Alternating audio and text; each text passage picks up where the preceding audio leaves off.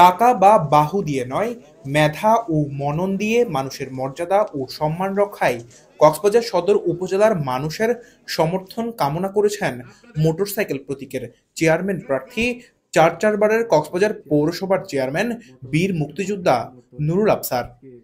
মঙ্গলবার রাতে নুরুল আবসারের নিজ এলাকা টেকপাড়ার প্রবীণ ও নবীনদের সাথে মতবিনিময় সভায় তিনি একথা বলেন। বাকি যে সময়টুকু আছে টেকপাড়া এবং সমগ্র কক্সবাজারে মানুষের মান মর্যাদা, জীবনের নিরাপত্তা এবং আয় সমৃদ্ধি ইত্যাদি সর্বোচ্চ পর্যায়ে নিয়ে যাওয়ার জন্য আমরা সকলে আসল চেষ্টা করি। আল্লাহ আমাদের সহায় হন। এ সময় আগামী ২৭ এপ্রিল বিশাল র্যালির মাধ্যমে আনুষ্ঠানিক নির্বাচনী প্রচারণা শুরুর কথা জানান টেকপাড়ার সাধারণ মানুষেরা।